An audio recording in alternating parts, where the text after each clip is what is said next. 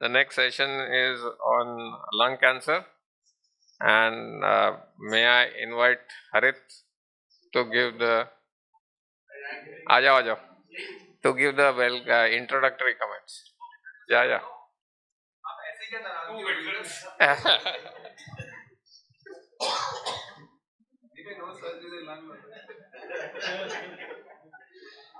Surgery was anyways almost out in lung cancer, hai?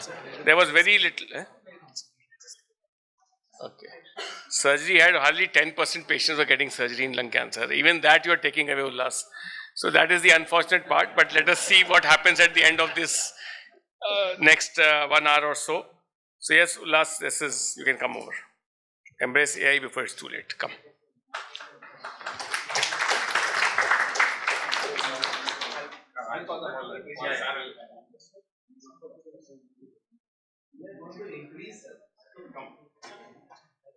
Yeah, please.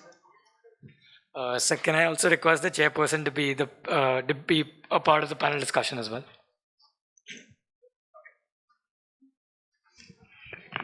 Thank you, sir. And can I please call upon Dr. Satya Sarangi, Dr. Kshitij, Amit Bhatt, Dr. R. Rajkumar, Soumya Surat Panda. I think Dr. Minu Walia is not here. And we have an untoward guest right now coming, walking towards this, which is my favorite panelist. Yeah, so please come. I would actually disagree with Dr. Harit saying that role of surgery nahi hai. I think you always love to disagree. Whatever I say, you love to disagree. But anyway, no, but I will always. In fact, with the use of so many good therapies and all, the role of surgery is going to increase. It is. With the immunotherapies, we're going to get more conversion, and even oligo-residual disease and all is going to come. So we will start from. I read a post by Amol, which basically say how to avoid questions in January. I think you wrote that. No, so I'll start from Kshitij. I will not start from that side. I'll not start from this side. I'll do random this thing till the time they. The safest way to sit over there was here. Okay, since till the time they get the slide, can we all introduce ourselves? I don't know. So, Dr. Senthil, can you please introduce yourself for the audience? for the I don't need any introduction type, sir. So I am Senthil. I'm a medical oncologist from Hyderabad. I am Dr. Soumya Surat Panda. I work in a medical college, IMS and SVM Hospital, Bhubaneswar. Good evening. I am Dr. Kshitij. I am a medical oncologist currently at LCG Cancer Center, Ahmedabad. Okay. Good evening, all. I am Dr. Satya, medical oncologist from SGP JMS, Lucknow. I am Dr. Rajkumar from down south in Madurai, Velamal Medical College Hospital. Fantastic. So Ullas, don't end up making this an advisory board. No. The slides are not coming up there. I am just trying to get some time, nothing else. Can I put it on from my... Huh? Sure. Okay, anyway, I don't think we'll need the slides. Let's start with, can you just, till the time they get over there. So the discussions right now is on Flora 2 and Mariposa 2, and for benefit of everyone, the standard of care in EGFR-mutant stage 4 non-small cell lung cancer is either the NK regimen, as I call it, the Naronoha Kumar regimen, or the AstraZeneca AZ regimen, Osimertinib, and for the other people, we also go ahead and give Gefitinibs and Alatinibs. So let me start with Kshitij. Kshitij, what is your preferred regimen in a stage 4 EGFR-mutant non-small cell lung cancer? So whenever, sir, I come across a patient with EGFR-mutant stage 4 lung cancer, the things which I do consider is, number one, what type of EGFR mutation. Correct. We will talk about that later. So we will talk about that, whether it's L19, L858R, brain mets, we'll talk about that later. Are you okay with the concept of chemo plus TKI in stage 4 lung cancer? Yes, sir. You agree with the NK-based regimen? Yes. If money is an issue or if money is not an issue, you'll be okay with that, right? Correct, sir. Right, okay. Sir. Right, sir. Dr. Panda.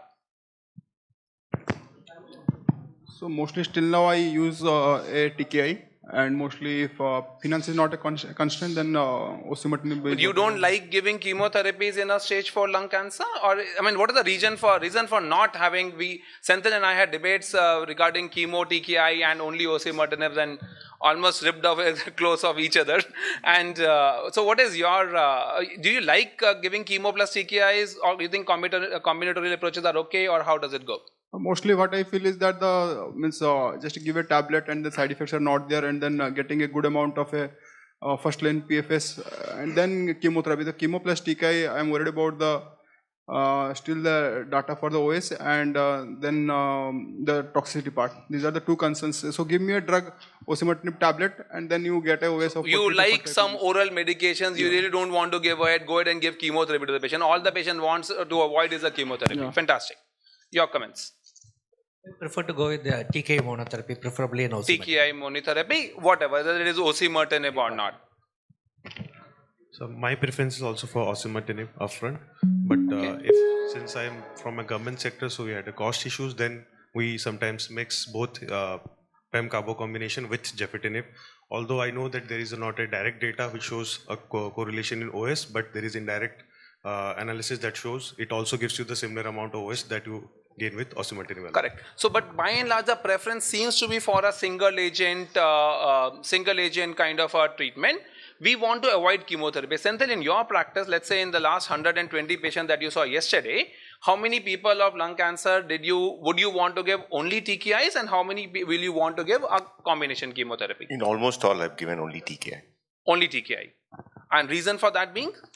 As was rightly pointed out, when you use osimertinib, if you just cross-compare the overall survival that you get, it's not very different from what you get with gefitinib and chemotherapy. Okay. So I think it's perfectly all right to sequence your treatments rather than do both at the same time. So by and large, the sequencing of therapy is absolutely all right, and that is what we all want to avoid chemotherapy. So that makes my job very, very easier.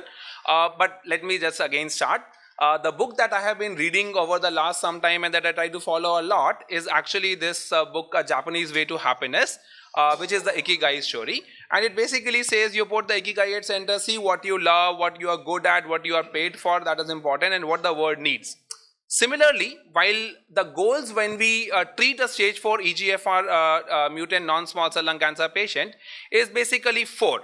If you put the patient as the center of this, you will want to have a drug, which is basically what Kshitij was trying to come into, a patient drug with a good CNS penetration, a good PFS and a good response rate, a very important overall survival advantage, and a good tolerability, quality of life. I mean, these are the 4 ways in which I would like to address a stage 4 non-small cell lung cancer patient. And with this backdrop, now that my 4 minutes have been taken away by stupid chattering among all of us, we will go ahead and discuss the Flora 2 and the Mariposa regimen. Let's start with the rationale of the study. So, Senthil, I'll come to you again. Do you think there is a point? I mean, out of the 5 people here, 3 almost said we don't really want a chemotherapy regimen. I mean, is there a sense in actually combining a chemo regimen plus a TKI, or do you think a sequential approach is good enough?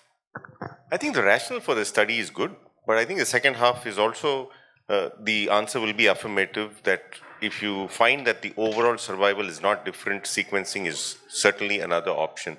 So I'm sure you will discuss whether it's worthwhile going through additional toxicity for that 9 months of extra PFS, or should you say, I will sequence it and I'm happy with whatever overall survival we should be getting. So the rationale wise, it's quite okay.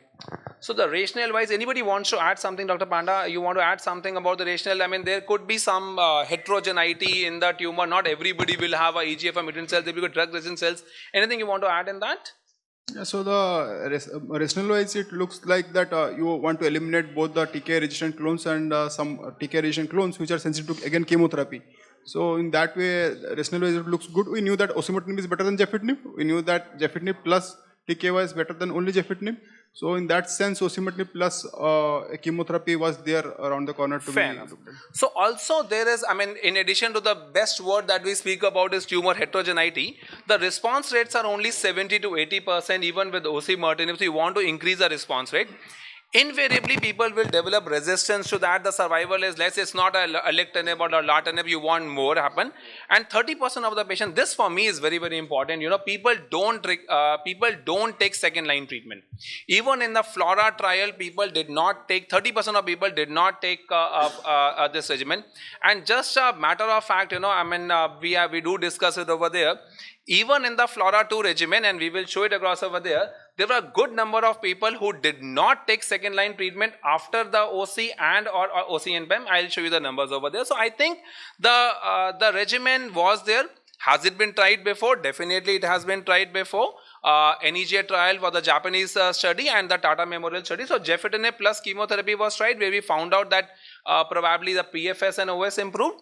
We then said, okay, let's combine OC plus chemo. So the rationale of the study was there, and it is almost like it takes two to tango. So definitely this is, I wanted to put Kumar and Naronoha, Vinita's picture on this, but I thought let's not do that.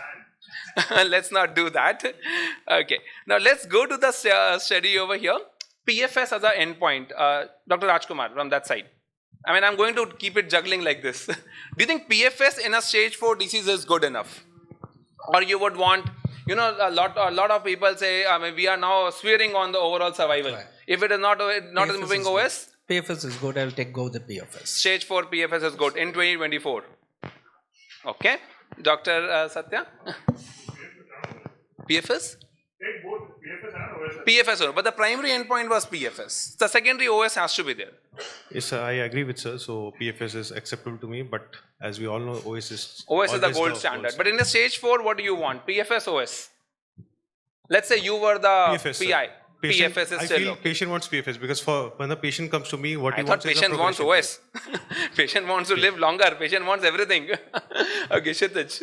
Yeah, definitely OS has to be the gold standard, but in a stage 4 lung cancer, let's just look at don't look at me something like that. So you know where I'm getting at. But if you are having a good amount of difference in PFS by hazard ratio, I think it does make sense. A good amount of PFS, the difference in the magnitude of PFS is good. Branko, just once again. Yes, Dr. Samir. I would have liked the OS as a... You would want an OS over there. Senthil? And okay, wait, Dr. Harit first. Sir, I mean, from a surgeon's from the medical oncologist perspective, even a minuscule benefit in... Sir, wo purane din the, sir. Sir, that those Gefitinib or Lartinib days are gone, sir. Now we have unnecessarily provoked me. I wanted to provoke you, sir. That is why we have kept you here. Okay. After him. So overall survival is what we would want to look at. But if you get a good magnitude of benefit in terms of PFS with good quality of life. With good quality of life. Then it's okay to accept that. Comparator arm is Osimertinib. The comparator. Delta which you will get with PEM carbo is not much to have an OS. How much do you think, Ankur, since you have not probably, gone through this, how much of delta will you be happy with? Not more than 5-10%. Not more than 5-10%. So I think, okay, fine. So this was... 10%? 10. Okay, Senthil, we will go about it later. Yeah, I'm talking about response rate and Okay. So is the PFS good enough? I think in a stage 4 disease, PFS is good enough. This is something which I would want Senthil's comments on, Senthil. In this trial, and I would like to compare this with Mariposa also, the brain imaging, since we were a part of, RGCI was a part of Flora 2, we were a part of Mariposa 2, we were not a part of Mariposa. The brain imaging was mandatory at baseline for everyone. And you got 40% of patients with brain mets. But people who did not have brain mets, you do not have to continuously image them every 3 months. So that means till the time people who do not have brain mets, they develop brain mets, they have to become symptomatic.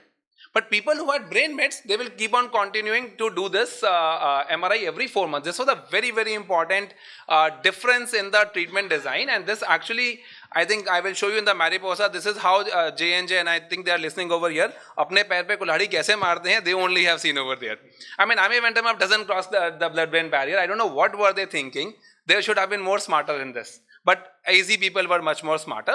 Just to give a comparison, primary endpoint has been used in all the trials which have been used before. IPAS, Optimal, Lux Lung, Archer, Flora, NEJ and the TMH study. Everybody had a PFS as a primary endpoint. OS was their prominent secondary endpoint, and the magnitude of benefits has been 3 to 4 months except for Flora and the TMH study. Now let's come to the baseline characteristics of the study. I just wanted to show over here before we all jump into giving chemotherapies plus, plus TKIs to everyone over here. First of all, we should know, I think Dr. Parikh is there. Sir, we are Chinese, we are non-Chinese Asian, we are non-Asian, we are missing. I mean, in a clinical trial, no, this is again very important. Please look at this. When you did Mariposa, they compared Asian versus non-Asian. Here your Chinese are different and non-Asian are different. This is again very, very important, sir. In the part of a trial, how do we? So in a serious discussion, the answer is I don't know. Okay. In a lighter vein, if you look at who are the descendants of Genghis Khan, 60% of the world is a descendant in of this trial, we were non-Chinese Asians, and this is how we had taken, and I think Bivas and I think Dr. Harit, and these people also had taken, there are 5 centers from India which had come. Very, very important thing, only a WHO PS0 and 1 were taken. 2 PS, ECOG PS2 also was not taken into this. So only PS01 which was taken. Your comments, I think I'll go to Dr. Rajkumar. Histology, adenocarcinoma, adenosquamous carcinoma.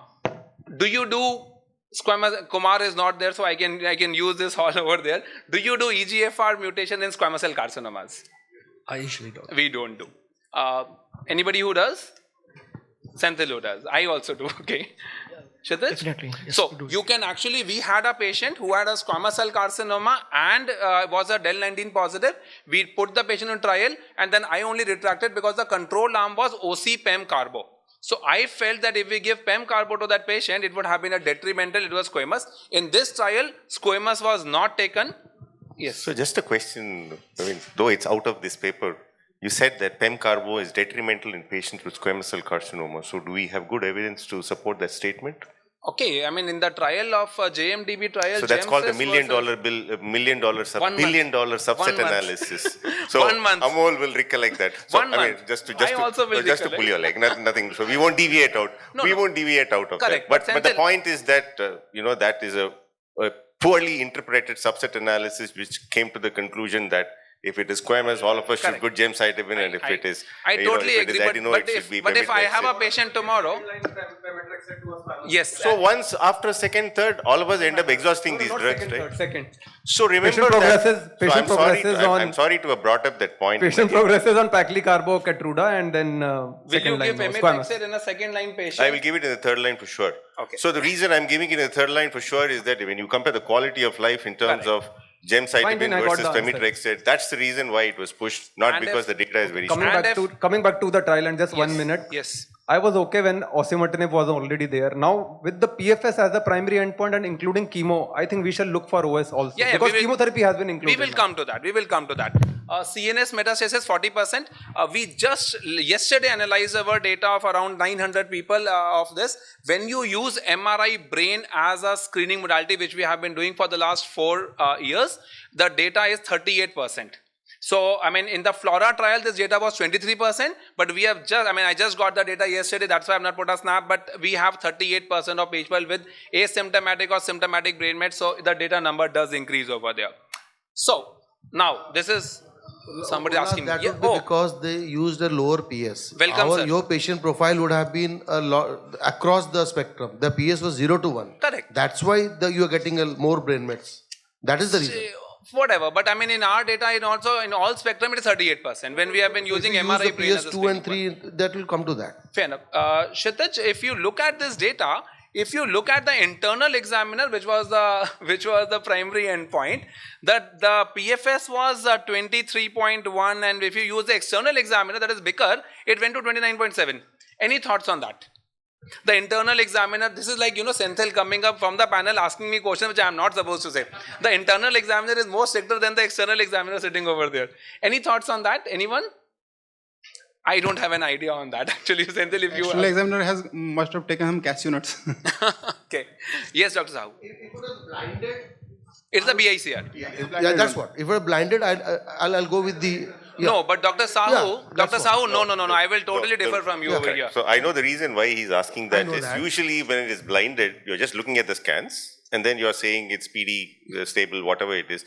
You generally expect the Bicker assessment to be lesser in terms of numbers compared to the investigator assessed. So the point that Ullas is making, and I also thought about it, is that here you see in the 29 months, though the delta is the same, but you see that the numbers, absolute numbers are more for bigger. So that's something I agree. We really don't know the reason. But once you send the data to the regulatory, it has to the PFS as per the investigator, because that was the primary endpoint. You cannot use. So what the question which is asking now with this data, I'm not looking at the regulatory point of view.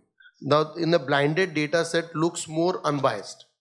So we normally see a lesser one, that I know, but with this, what do you believe? My only entire point of sending over here is AZ will go all over the town and they will use 29.7 months. We should know what data to use. I think that's a moot point. For me, what the delta is important. So let's say if it was unequal, let's say the combination arm was pushed way ahead, and then the comparator arm was lesser, then I think this point comes up. But here, I think it's the delta that is important, because it doesn't matter what the absolute numbers are. Fantastic. Dr. Rajkumar, once again, this was PFS as per investigator across all the subgroups. And again, if you actually look at Chinese Asians, they are not doing that good. The Chinese are doing much more better, and this is coming from the fact that, you know, in the Flora subset, the Asians was unity. Asian elite 5 beta was unity. So maybe the entire benefit was being given by the Chinese, but this is again, you know, this is like what we typically called as when you torture a data enough, it will come. I will take it with some pinch of salt, not with the loads of salt here. Yes, Dr. Amish, I was thinking you have slept. Not curling up is not right. And you know why I'm asking this question is because you can ask the question. You are the program director. No, because you don't have to tell me. Collective IQ on this podium is much higher than what we have. I am the only one on the podium. We keep talking about subgroup analysis, and we have statistician mind here. Should we pay so much of attention? Because you know, जब से Flora आया है, तब से Chinese non-Chinese का ये concept चल रहा है. Should we move beyond that? You know, why do we keep dissecting it so much? I have just said it's with a pinch of salt, not a loads of salt. We are not giving any importance to that at all. Dr. Panda, yes, you were taking this. One comment is that even Japanese has shown their own Flora 2 data. So non-Chinese, non-Japanese, Asian. That remains a very few centers. Japanese also, the p-value is very good. It might be, but a lot of them were non-smokers actually. I mean, a lot of them were non-smokers in this. This, you look at the smoking history, no, it's all by and large the same. So I don't think it really makes a difference. Now, this is very, very important to me. Patients with CNS metastasis did beautifully well with the combination regimen. I mean, with the HR of 0.7, patients without CNS metastasis did not do very well. I will like to show you one more graph here, and look at the way they change. I mean, I will show the Mariposa graph also. The separation starts very, very early in 2 to 3 months time. With the Mariposa, it will start later on. This is important, you know. This is if you actually, if you give OC plus chemo and you have brain mets, or you don't have brain mets, is by and large the same.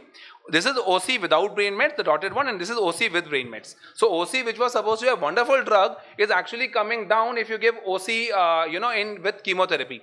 Now my question to you, I'll ask this to Dr. Senthil, is what happened? Typically, pemetrexed and carboplatin is not supposed to. I mean, you know, chemotherapy does not cross the blood-brain barrier. Osimertinib plus chemo cannot be a synergistic combination, right? What happened? Okay, so I think the first thing is that is a myth. Okay. Clearly, that chemo doesn't cross the blood-brain barrier. Correct. No. So in rectal So the blood-brain barrier is broken when there is brain metastasis and chemotherapy goes in, and this has been repetitively shown now. So there are multiple studies which show you responses anywhere between 20-25% to about 40-45% for pemetrexed carboplatin. And the latest example of this story is if you looked at the Libretto study. Yes. Okay. In the Libretto study is for patients with red fusion lung cancers, randomizing patients to pemi-carbo plus minus immunotherapy to selpercatinib. If you see the CNS responses for pemetrexed carboplatin in that study is 58%. Yes. Okay, it's 58% CNS response rate. So the first thing is it works. The second, what's more intriguing for me is how is this so widely separated? So I then went and looked at the CNS paper which is published in the JCO. The only two things that are different are, one is the complete response rate. The overall response rate in the CNS is no different for the combination versus osimertinib. The complete response rates are higher for the combination versus osimertinib only. And the only other difference that I saw was for patients in meningeal metastasis. In meningeal metastasis, the combination seems to be doing better compared to osimertinib alone. But whether the complete response rates and the differences in meningeal metastasis is good enough to give you such a wide separation, that's something that's very, very intriguing for me. I'm just not able to. Can I make yes, a point? All these patients of CNS had received treatment with radiotherapy. No, not all of them. Yes. No, yes. not all of them. Yes. No, not all of them. Patient could have been asymptomatic off steroids, or they could have. Go back to that. Yes. Here. Go back. Inclusion. The CNS inclusion which you showed. Which one? Here? The first one. The first one. Okay. Yeah. Show me this. The CNS thing which you told. Patients with this thing were asymptomatic. Dr. Sahoo, asymptomatic. They were rare. Most of them had taken Dr. radiotherapy. Sahoo, I mean, yeah. No, I think Sahoo, either way, the percentage of patients who I had was making radiation. a different point. No, okay. So point is that this data of CNS benefit of chemo with gefitinib also you have seen with the Chinese data. In chemo plus gefitinib, a lot of people had taken whole brain RT prior to that. I was coming to that point only. Yes. And then in the Chinese data also. That they also have the CNS subset put up. Fair enough. I think we can go on debating about this. So my point is, does radiotherapy, after you give radiotherapy, does it increase the penetration? So anyway, the blood-brain barrier is broken when you have a brain met. So I mean that's the point which Doctor. If the radiation was given, it must have been given to the osimertinib arm also. So the investigators are not denying. Sahoo ki. Okay. So the investigators have not denied radiation to osimertinib. I will take 10 minutes from your panel.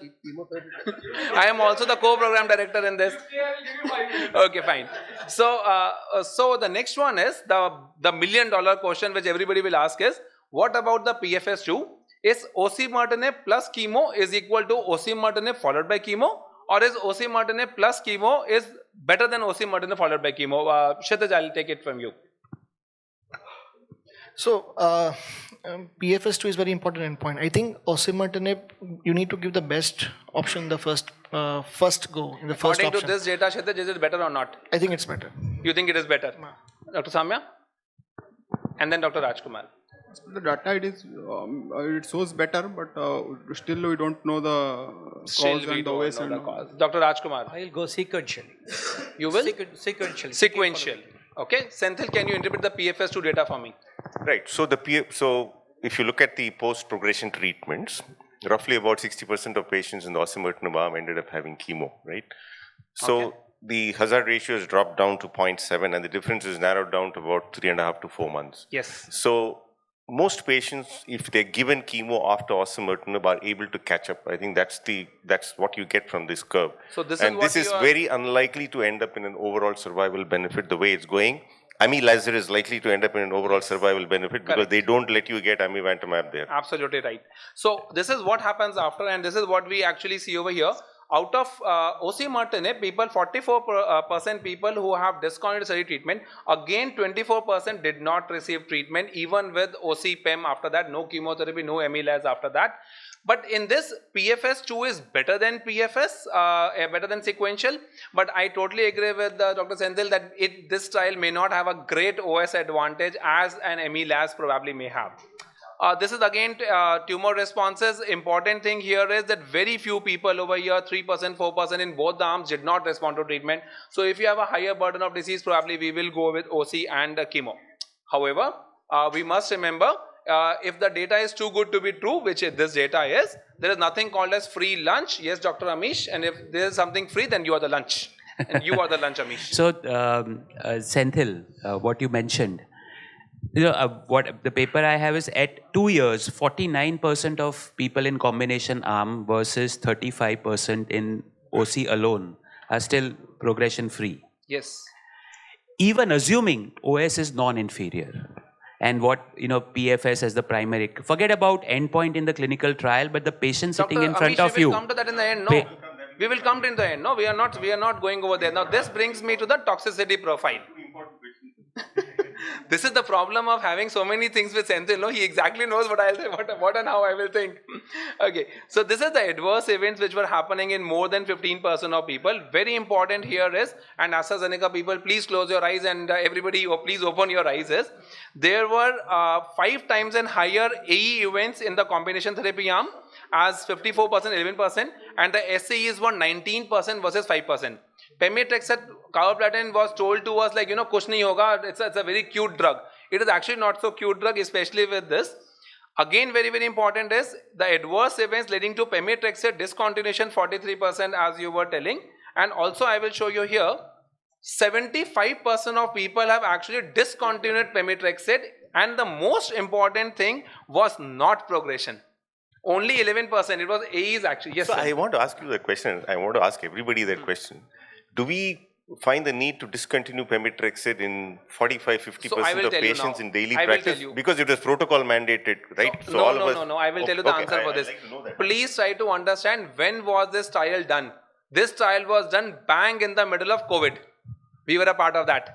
2020, 2021, there was a lot of time people did not want to come for that. So 2 cycles of pemetrexed, and then you can say, "Dikhe hum nahi lenge." Oral gold to mil hi rahi hai. Yes, Dr. Amol. Is there any, what we should think is that, is there any benefit of giving maintenance pemetrexed? We should just give 6 cycles of chemo. So can we do a checkmate 9LA, give some Osimertinib, less toxicity, more or less same results. What is maintenance pemetrexed doing anyway? We would do that, right, Amol?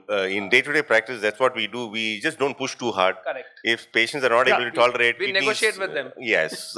If kidney values start going up, then we obviously stop it, cut down dose, widen, all sorts of gimmicks that we do in daily practice. So my take on this is, if a patient does not want to take pemetrexed after 4 to 6 cycles, I don't, look at them, bully them ki nahi hai, lena hai, theek hai, chalo, 4 hafte mein le lo, 5 mein le lo. This is what I do in my clinical practice. So this is what intuitively it sounds fine, Ullas, but if you look at yes, and second thing is, if you look at the difference in terms of response rate, it's not as much as what you would expect it to be. It's less than 10% difference. No, but Dr. Senthil, I think the problem here is that the bottom line is too high.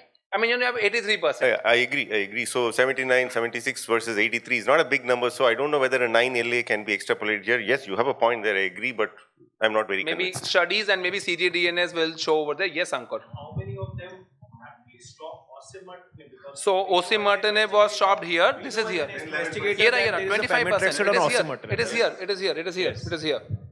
Again, the duration of stopping of that had an impact on the thing? No, it didn't have. So now this was one paper which was the basics of that. Now let's turn our attention towards Mariposa. Since we have only 18 minutes and a lot of slides remaining, and Amish is looking at me, and Sahoo has come to the first bench. I think after 2 more questions, Sahoo will come and sit over here. and then Sahoo will stand over here after that. and then I will go back home. So that's okay, Dr. Sahoo. So Mariposa, similar design. You compare OC versus AMI versus AMI plus LAS. I will only tell the scientific rationale because I want to discuss more better things. MET amplification is a resistance mechanism for Osimertinib, 40%. We did a study. MET amplification is found out in 10% of EGFR-mutant NSCLCs at the beginning, and those people are the one who do not do very well. So in your early progressors, these people don't do very well. So maybe that is why AMI-LAS was compared. This was the early clinical activity of AMI and LAS, the Chrysalis study, and in this study shows a fantastic thing.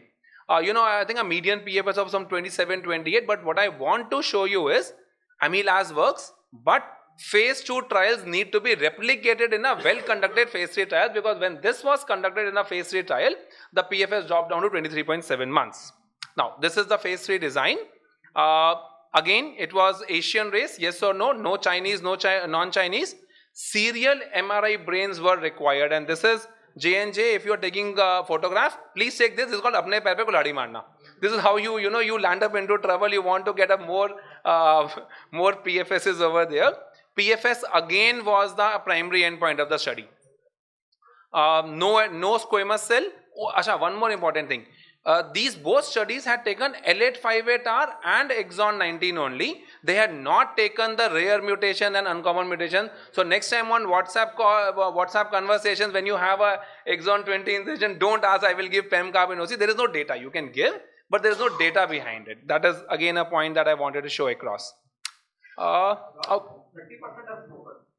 Huh. So all the Western people also have some this thing, no? Different genes. And people in Delhi also are living, no? You can include them also as smokers. Legends. Okay. Dr. Kshitij, again for you. Your thoughts on this? 23.7 versus 16.6. So the magnitude of difference seems significant. It's significant. 7 months is not very bad actually. So take home points in this is OC is equal to lazertinib, but AMI and LAZ is equal to is better than osimertinib. There is no data of AMI and OC. So please next time we want to compare, but I think with this we'll be okay in combining the PFS benefit with and without brain metastasis. If you look over here, HR is 0.69 and 0.69 didn't really, it works. It is not that it doesn't work, but please look at the graph. If you remember the OC and chemo, it separates at 3 months. This starts separating at 9 to 10 months actually. So that is one more difference which I thought. Any thoughts on that, Dr. Rajkumar? Or it's just, two different trials. Let's not torture the data enough so that Sahoo doesn't come over here and trouble me more.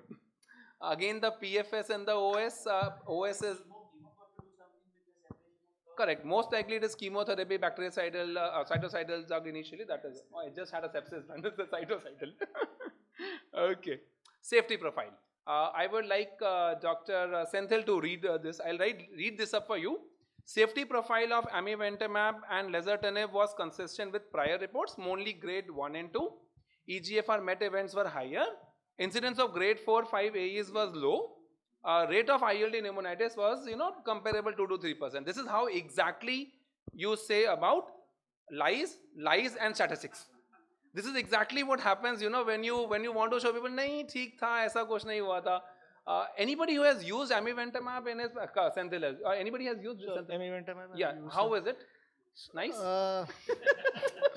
The first day, you definitely will have an infusion reaction. Okay, the first day that is fine. But in this particular trial, I think thromboembolism is a real concern. Yeah, we will come to that later. But I am more bothered about this. So then I went back, since we do a lot of clinical trials and everything is CTC version AE. Now look at what a grade 2 event in a rash is. It is basically papules or pustule covering 10 to 30% body surface area associated with psychosocial impact, limiting instrumental activities of daily living, and covering more than 30% BSS. So a grade 2 event is not a small event actually, with both for a rash, paronychia and even diarrhea. Diarrhea, if you look at the CTCAE definition, that is a problem, and grade 3 and above is actually a nightmare.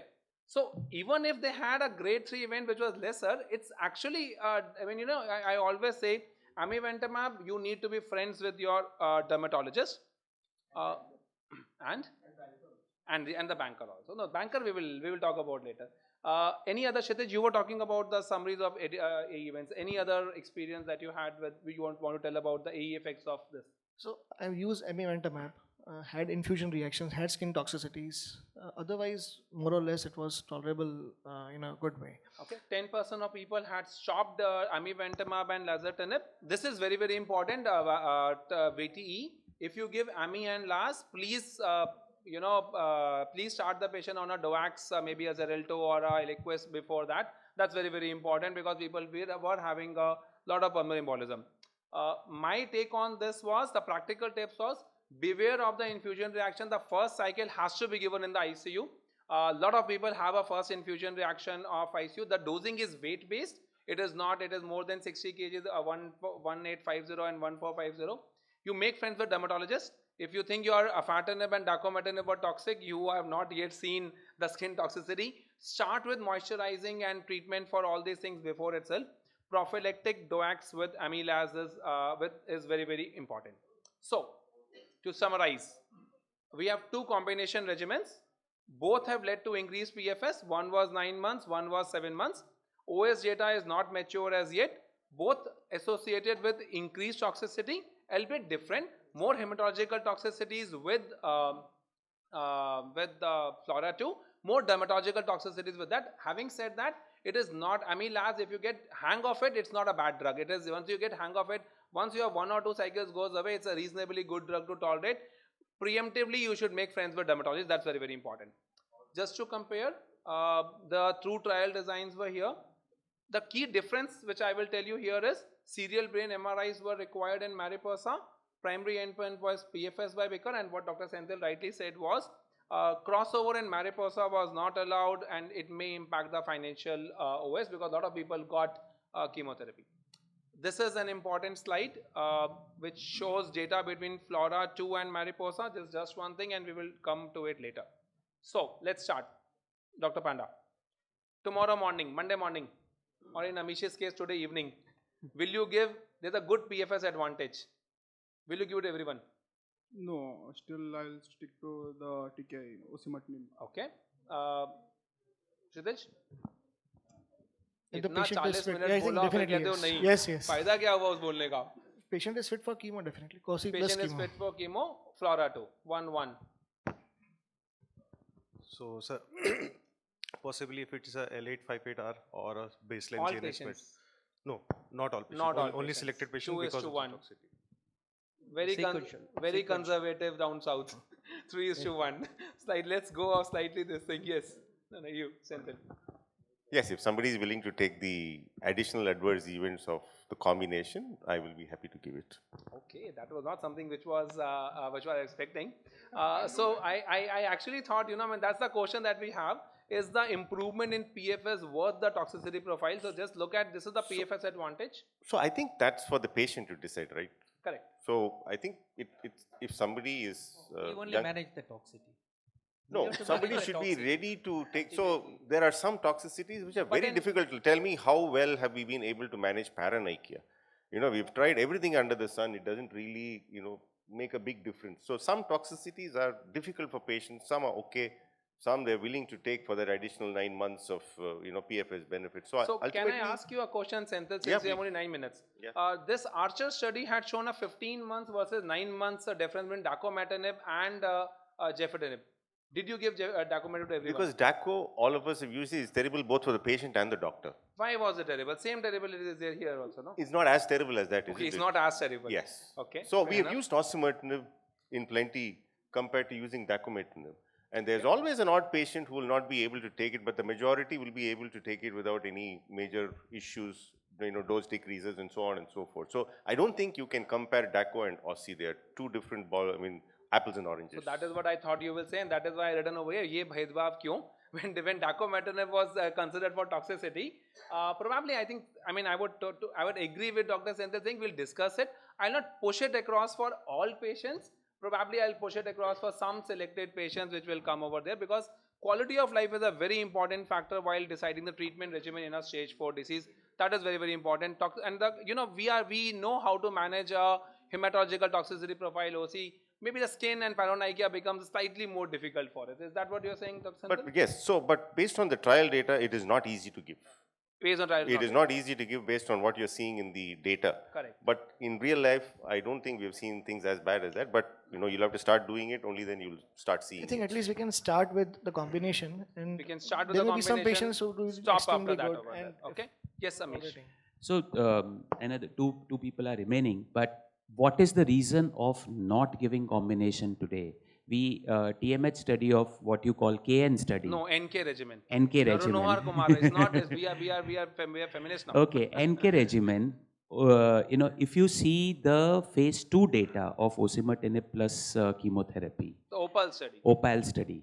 There's a disease control rate of almost 98%. We don't see phase 2 One minute. And now we have a phase 3 randomized, 2 trials back to back, which shows the combination is better. What is the reason of not offering combination to all comers, including L858R? In the absence of an OS advantage, and when sequential therapy is an issue without destroying the quality of life of the patient, in a patient with DEL19 and who does not have brain mets, which is not that aggressive a disease, I would like to hold my horses. If it shows an OS advantage, I'll give it to everyone. But and also, Amish, we're assuming that the next treatment is going to be chemotherapy. Everybody is sending, everybody is doing NGS left, right, center, and then choosing some checkpoint inhibitor, this and that. So that brings us to the next question. Is the second line treatment going to be pemetrexed in all patients, or should it be ABCP? Correct. Right? If it's ABCP, the median PFS there is about 10 months, which is the best in the second line for patients with EGFR-mutant lung cancer. So if somebody has got the wherewithal to do ABCP, I will not do pemetrexed, carboplatin, osimertinib first line. I will do osimertinib when they progress, and you do NGS, you don't have MET, and you don't have this and that which you can target. Then I would actually offer ABCP because Senthil, you are combining two data. So I think you are combining two data. No, you have to I apply refuse. this. I fail to agree that the message You which have we are to- giving in this panel, based on the data, please refute my statement that all comers should be offered combination. Amish, you have to interpret it in the context of the way practice is done today, not to say what this is it yes or no? Are you doing, so Ankur did his rectal cancer, they said if your MRI guy is good, if you're able to interpret it, if you're able to give follow-up, if you're able to do that, then I will do this. Also, it's only for PS01, people may not want chemotherapy, so there are a lot of things which come over there, right? NK was PS2 also. NK was PS2, But a very what small was the OS in fraction, that? very small fraction. No. So that's 1 in 5 is not a big fraction So anyway. you can't suit the data, Amish, when it suits you, and when you can't use the data over here, right? You can't do So that. Amish, it is definitely worth a consideration. It's a discussion. It is definitely worth discussing with your patient. Nobody is saying you should not use it. But I think if you apply it in the context of the way this science is practiced today, there are enough reasons to say why you need not do it. Can I say, in a PDL1, 1 or 20%, will you give single gene immunotherapy? The data is almost similar. My conviction of giving a PDL1 more than 50% single gene immuno is more. So if I have a L858R, if I have a brain med, young fit, high one, my conviction is more in giving a combination regimen. If it is no, it's okay. I mean, that's what I'm trying to say. Again, I'm kind of concerned about the CNS. Again, we discussed about it. Is there a clear biological rationale to say that this is why there is widening or this is just by choice? If there is no clear biological rationale, I'm a little apprehensive. Ullas, your own first question, a significant PFS. So here we are getting a 10 months PFS. So what is more significant than that? The PFS2 was 27 versus 30 months. If you actually look at the PFS2, and you also have to look at the quality of life. Why do you have to? That's 3 what months I'm telling difference, no? It's come down significantly. That's what I'm telling so you. the point is your patient going to live longer and live better? So quality of life in a stage 4. We just don't know. We don't know. I'm not saying yes or no. We don't know the answer to the Dr. question. Senthil, again, why didn't you give dacometinib in spite of Pfizer going all over the town? Quality of life. Quality of life is you give somebody a pill. See, more than 60. The combination of this. Okay, guys, I think we are getting nowhere. We'll discuss this over What is tea. the grade 3 toxicity? We will have a double grade debate. 3, We will have a double What is the debate grade next 3 time. toxicity in this? Pardon me?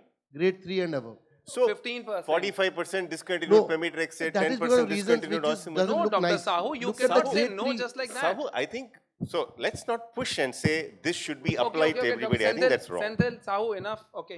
So I think we manage 19 and 18 differently? I agree that, exon 18, in the interest of time, L858R is a different thing altogether. This is our data which we presented in, I think, BMJ Open Research, and this is the data which we are saying. This is, blue one is exon 19 deletion, treated with TKIs. The green one is L858R. So this is one patient which is a hard nut to crack. Again, we are saying this is there. Brain metastasis, we all discussed over there. Co-mutation. Is this something which we are going to go? Co-mutation, something which we want to discuss.